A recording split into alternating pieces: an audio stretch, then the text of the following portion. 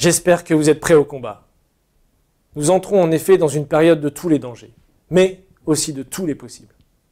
Aux États-Unis, après 4 années de brèche ouverte par nos amis militants du mouvement de Larouche, une coalition bipartisane est en train de s'affirmer dans les milieux officiels, sénateurs, officiers de haut rang, reprenant notre combat. Ces derniers, relayés par les médias, affrontent le bilan cruel de 4 années de présidence démocrate.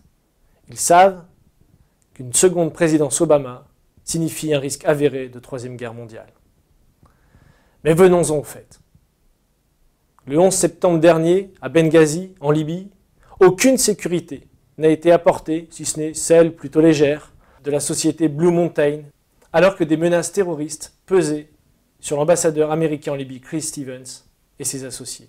Pire encore, 2 militaires, dont le général Carter Ham, qui avait demandé une intervention au sol par les forces spéciales américaines, s'est vu refuser de la Maison-Blanche le droit d'intervenir. Si le roi devient nu, ce n'est pas simplement aux États-Unis. Le Conseil des droits de l'homme des Nations Unies a aujourd'hui ouvert une enquête sur les politiques d'assassinat par drone et s'intéresse donc au cas de Barack Obama.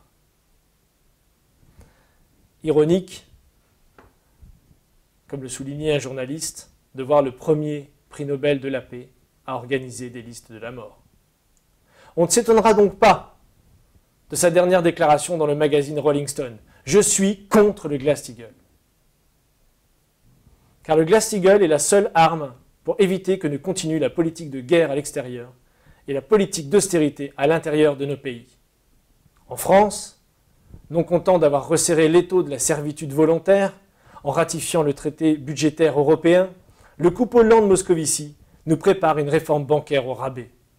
Selon la Tribune de la semaine dernière, le lobby bancaire a réussi à convaincre Bercy de ne pas s'attaquer au modèle de banque universelle française. Ainsi, se reposant sur le rapport Liikanen, qui certes préconise une séparation des activités de marché à haut risque, mais tout en excluant une séparation au sens du Glass-Steagall Act.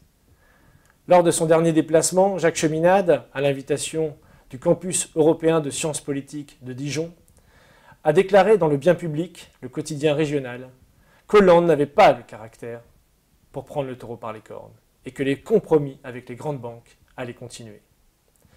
C'est donc le danger de voir la démocratie républicaine telle que nous l'avons connue disparaître. Il est important que chacun d'entre nous, chacun de vous, se sente responsable de tout et de tous. Nous avons engagé ce combat à solidarité et progrès. Nous vous attendons.